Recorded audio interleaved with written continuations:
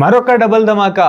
So ఈ రోజు 2 matches అయితే జరగబోతున్నాయి. అందులో ఫస్ట్ వచ్చేసి Lucknow Super Giants versus Gujarat Titans. ఈ మ్యాచ్ వచ్చేసి ఎకానా స్టేడియంలో జరగబోతుంది, లక్నో వల్ల home stadium.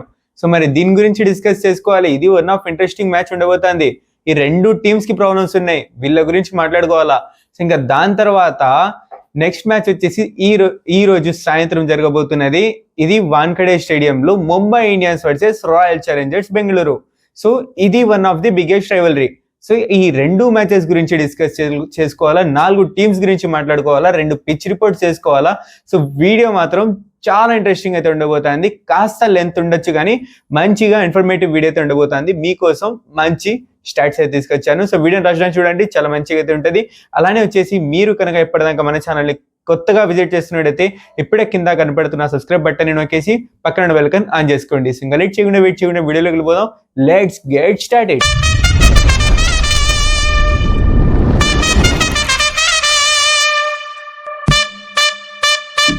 Hey guys, WhatsApp, welcome back to our channel VIPs official. ఇలాంటి ఏం సంగతులు. సో ఐపీఎల్ 2026 లో డబల్ ధమాకా అయితే జరగబోతుంది. ఈ రోజు 4వ డబల్ ధమాకా. అందులో ఫస్ట్ మ్యాచ్ వచ్చేసి Lucknow Super Giants versus Gujarat Titans మధ్య జరగబోతుంది. సో ఇక్కడ చూసుకుంటే వీళ్ళకి కొన్ని ప్రాబ్లమ్స్ ఉన్నాయి, దాని గురించి మాట్లాడుకోవాలా. దానికన్నా ముందు పిచ్ రిపోర్ట్ చూసుకుందాం. ఎకానా పిచ్ లో ఆడబోతున్నారు లక్నోలో. సో ఈ పిచ్ వచ్చేసి ఇంతకు ముందు కొంచెం స్లో పిచ్ అయితే ఉంది, కానీ ఇప్పుడు వచ్చేసి మంచి బ్యాటింగ్ అనుకూలంగా ఉంది. సో ఇక్కడ వచ్చేసి స్టార్టింగ్ బౌన్స్ అయితే దొరుకుతుంది. ఫస్ట్ లో మంచిగా బౌన్స్ అయితే దొరుకుతుంది. సో ఇంకా వెళ్తూ ఉన్నాక స్పిన్నర్స్ లైట్ గా గేమ్ లోకి అయితే వస్తారు. మరీ ఎక్కువగా స్పిన్నర్స్ కి అయితే ఇదైతే హెల్ప్ అవ్వదు, బట్ వెళ్తుండగా కొంచెం హెల్ప్ అయ్యే అవకాశం ఉంది. సో ఇక్కడ వచ్చేసి రన్స్ చేయడానికి ఇప్పుడు వచ్చేసి ఈజీగా అయితే మారిపోయింది. 170 నుంచి 180 మధ్యలో ఇక్కడ వచ్చేసి యావరేజ్ స్కోర్ అయితే ఉంది. సో మరి చూడాలి ఏమవుతుందేమో. అండ్ మధ్యాహ్నం మ్యాచ్ కాబట్టి డ్యూ ఫ్యాక్టర్ పెద్దగా అయితే ఉండదు. సో స్ట్రాటజీ వచ్చేసి ఒకటే ఉండాలి, ఏది తీసుకున్నా టాస్ పెద్ద ఫరక్ అయితే పడదు. సో ఫస్ట్ బ్యాటింగ్ తీసుకున్నా ఖచ్చితంగా 200 పార్ స్కోర్ చేయాలి. సో సెకండ్ బ్యాటింగ్ తీసుకున్నా ఖచ్చితంగా 180, 190 లోపు ఆపేయాలి. It's a good score for chasing. So what I'm thinking.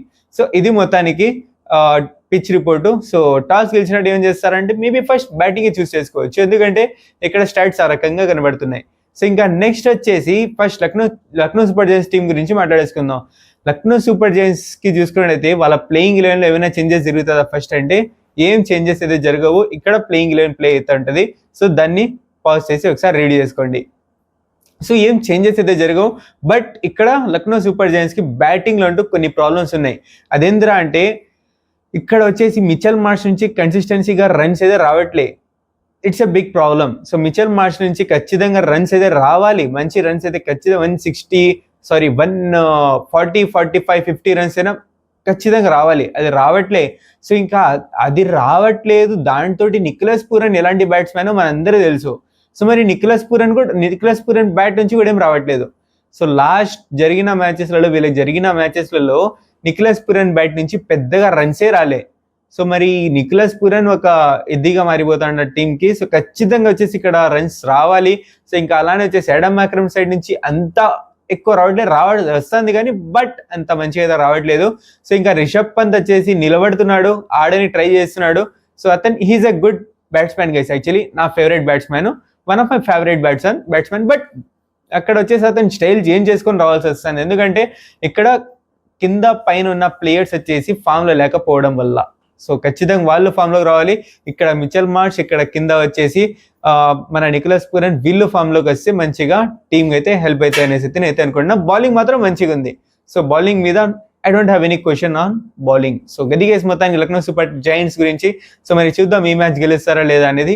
Last match లో చాలా మంచిగా గెలుపుని సాధించారు, జస్ట్ మంచి గెలుపుని వాళ్ళైతే సాధించారు. మరి చూడాలి ఏమవుతుందేమో. సో ఇంకా నెక్స్ట్ వచ్చేసి గుజరాత్ టైటన్స్ గురించి డిస్కస్ చేసుకుందాం. ఇప్పుడు గుజరాత్ టైటన్స్ ప్లేయింగ్ 11 ఏడా ప్లే అవుతుంటుంది చూసుకోండి. సో ఇక్కడ వీళ్ళ ప్లేయింగ్ 11 చూసుకున్నట్టయితే అదే ఉంటుంది, ఏం చేంజెస్ అయితే నేనైతే చూడట్లేదు. సో వీళ్ళకున్న ప్రాబ్లం ఏంటంటే టాప్ ఆర్డర్ మంచిగా ఉంది. ఇక్కడ ఫుల్లీ వచ్చేసి టీం మొత్తం వచ్చేసి టాప్ ఆర్డర్ మీద డిపెండ్ అయిపోతుంది. టాప్ 3 బ్యాట్స్మెన్స్ నుంచి ఖచ్చితంగా రన్ వస్తేనే మంచి స్కోర్ బోర్డు మీద కనబడుతుంది, లేకుంటే అస్సలు కనబడట్లే. మరి నా క్వశ్చన్ ఏందిరా అంటే వాషింగ్టన్ సుందర్ ఓకే, బట్ కింద ఉన్న రాహుల్ తివాతియా, షారుఖ్ ఖాన్ వీళ్ళు ఎందుకున్నారు? నాకు అదే అర్థం కావట్లే.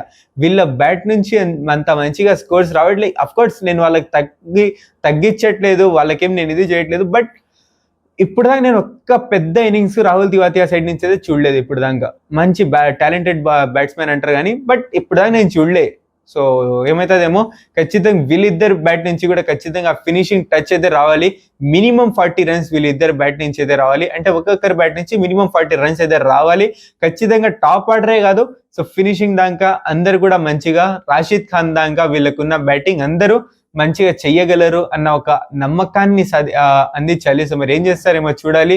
అండ్ ఇక్కడ వచ్చేసి గ్లెన్ ఫిలిప్స్ బ్యాటింగ్ కొంచెం స్టాట్ అందిస్తున్నాడు కానీ మంచిగా రన్స్ అయితే రావట్లేదు. కానీ బ్యాటింగ్ లో లేకపోయినా సరే ఫీల్డింగ్ లో అంటూ మంచిగా 10-20 రన్స్ కాపాడింది ఇప్పుడు దాకా. సో ఖచ్చితంగా మంచిగా ఫీల్డింగ్ అయితే చేస్తున్నాడు. ఇక్కడ వచ్చేసి గ్లెన్ ఫిలిప్స్ కాదు, ఫ్లయింగ్ ఫిలిప్స్ అనేది పెడితే బాగుంటుంది అనేసి నేనైతే అనుకుంటున్నా. ఆ లెవెల్లో గ్లెన్ ఫిలిప్స్ ఇదైతే ఉంది. సో ఫీల్డింగ్ అయితే ఉంది. సో మరి చూడాలి ఏమవుతుందేమో. బౌలింగ్ లో ఉంటారా, బౌలింగ్ లో నాకంటూ పెద్ద ఇదేం లేదు, బికాస్ వీళ్ళకాడ మంచి టాలెంటెడ్ బౌలర్స్ అయితే ఉన్నారు. సో మరి చూడాలి ఏమవుతుందేమో.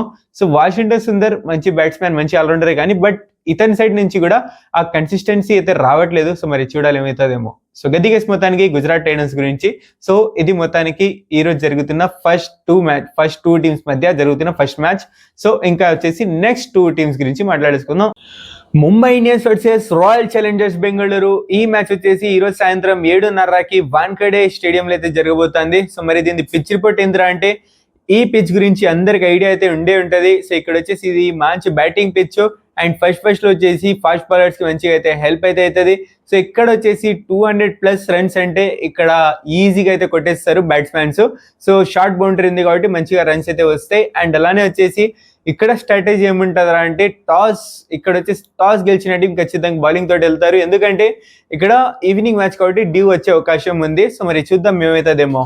సో ఇంకా నెక్స్ట్ వచ్చేసి ఇప్పుడు ముంబై ఇండియన్స్ గురించి మాట్లాడేసుకుందాం. ముంబై ఇండియన్స్ ప్లేయింగ్ ఎలెవెన్ లో ఏమైనా చేంజెస్ జరుగుతుందా అంటే, ఇక్కడ వచ్చేసి అల్లా గజన్ఫర్ ప్లేస్ లో వచ్చేసి మిచెల్ శాంట్నర్ ని తీసుకొచ్చే అవకాశం అయితే ఉంటుంది.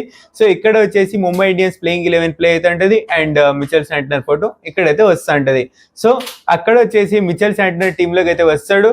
సో ఇంకా నెక్స్ట్ దాని తర్వాత వచ్చేసి ఇది జరగకపోవచ్చు, బట్ నా ప్రకారంగా ఏం ఆలోచిస్తున్నా అంటే, ఇక్కడ వచ్చేసి ట్రెంట్ బోల్ట్ కి వికెట్స్ అయితే దొరకట్లేదు కాబట్టి, సో ట్రెంట్ బోల్ట్ ప్లేస్ లో వచ్చేసి కార్బిన్ బాష్ ని ట్రై చేస్తారా అనేసి అయితే నాకైతే అనిపిస్తుంది. సో మంచిగా బౌలింగ్ చేసిండు అతను, ఆల్రెడీ ఈ సీజన్ లో బౌలింగ్ చేసిండు. బట్ ఇక్కడ వచ్చేసి కార్బిన్ బాష్ తోటి వెళ్తారా ఆర్సీబీ మీద అంటే, సో మరి చూడాలి ఏమవుతుందేమో.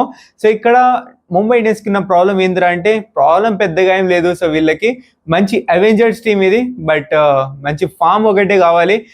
ట్రెంట్ బోల్ట్ నుంచి జస్ప్రీత్ బుమ్రా నుంచి మంచిగా బౌలింగ్ చేస్తున్నారు కానీ, బట్ వికెట్స్ అయితే రావట్లేదు. సో మరి చూడాలి ఏమవుతుందేమో.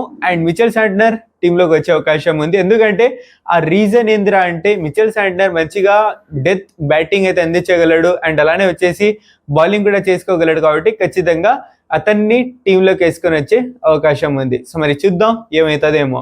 సో ఇంకా నెక్స్ట్ వచ్చేసి ఇప్పుడు వచ్చేసి రాయల్ ఛాలెంజర్స్ బెంగళూరు గురించి మాట్లాడేసుకుందాం. వాళ్ళ ప్లేయింగ్ 11 ఏడ ప్లే అవుతుంటది చెక్ చేసుకోండి ఒకసారి.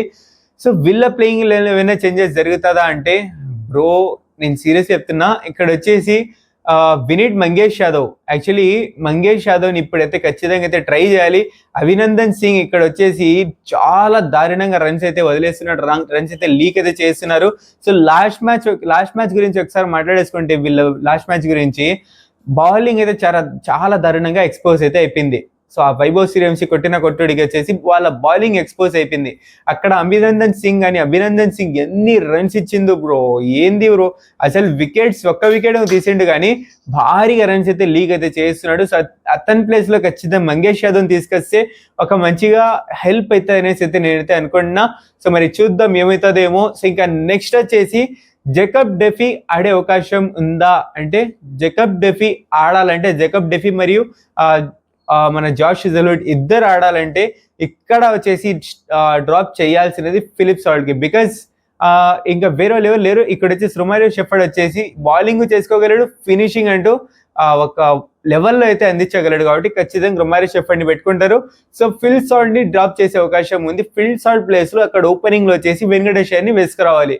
సో ఈ ఒక కాంబినేషన్ ఉంది. అలా లేదంటే జస్ట్ అభినందన్ సింగ్ ప్లేస్ లో వచ్చేసి మంగేష్ యాదవ్ ని తీసుకురావాలి. ఇది ఒక్కటి వచ్చేసి చేంజ్ ఖచ్చితంగా అయితే జరగాలి అనేసి అయితే నేనైతే అనుకుంటున్నా. సో లాస్ట్ మ్యాచ్ లో అంతా చాలా దారుణంగా వచ్చేసి వీళ్ళ బౌలింగ్ అయితే లీక్ అయితే అయిపోయింది, వీళ్ళ బౌలింగ్ వచ్చేసి ఎక్స్పోజ్ అయితే అయిపోయింది. సో మరి ఈ మ్యాచ్ కి వచ్చేసరికి ఏం చేస్తారు ఏందనేసి అయితే చూడాలి ఖచ్చితంగా. ఇక్కడ ఇప్పుడు ఉండేది ముందర అవెంజర్స్ టీమ్, అదే ముంబై ఇండియన్స్. సో ఇలాంటి ఒక టీమ్ ని, ఈ అవెంజర్స్ టీమ్ ని ఎలా ఆపుతారు అనేది ఆర్సీబీ వాళ్ళకి పెద్ద ఛాలెంజ్ ఉంటుంది. అలా అని చెప్పి ముంబై ఇండియన్స్ కి ఏం ఛాలెంజ్ ఉండదు బ్రో. అంటే వీళ్ళంటూ ఇంకా ఉచ్చకోతకు వస్తారు ఆర్సీబీ వాళ్ళు. సో ఖచ్చితంగా ఆర్సీబీ వాళ్ళకి ఆపడం కూడా ఒక ఛాలెంజ్ గానే ఉంటది. సో మరి చూడాలి ఏమవుతుందేమో. సో మొత్తానికి వచ్చేసి ఇది గైస్ నా యొక్క ప్రివ్యూ అండ్ మ్యాచెస్ ప్రెడిక్షన్స్ గురించి మాట్లాడేసుకుంటే, first Lucknow Super Giants versus Gujarat Titans గురించి మాట్లాడేసుకుంటే ఛాన్సెస్ 50-50 అయితే ఉన్నాయి. సో ఇక్కడ వచ్చేసి కానీ పై చేయి మాత్రం నాకంటూ లక్నో సూపర్ జైంట్స్ అనేసి అయితే అనిపిస్తుంది. సో మరి చూద్దాం అవుతుందేమో. సో ఇది వచ్చేసి నా ప్రెడిక్షన్, అంటే జస్ట్ ఫర్ ఫన్ గైస్ అంతే. ఇంకా నెక్స్ట్ వచ్చేసి ఆర్సీబీ వర్సెస్ ముంబై ఇండియన్స్, దాంట్లో చెప్పలేము, 50-50 ఛాన్సెస్ ఉన్నాయి. దీని మీద నా ప్రెడిక్షన్ అయితే నేనైతే ఇవ్వదలుచుకోవట్లేదు. సో గది గైస్ మొత్తానికి ఇవాళ వీడియో. ఈ వీడియో కనుక మీరు నచ్చితే లైక్ చేయండి, షేర్ చేయండి మీ friends and family members. And అలానే వచ్చేసి ఇప్పటిదాకా మీరు మన ఛానల్ని సబ్స్క్రైబ్ చేసుకోకపోతే ఇప్పుడే సబ్స్క్రైబ్ చేసి పక్కన బెల్ ఐకాన్ ఆన్ చేసుకోండి. Thank you so much for watching. Take care, love you all. Sending after VIPs officials. Bye.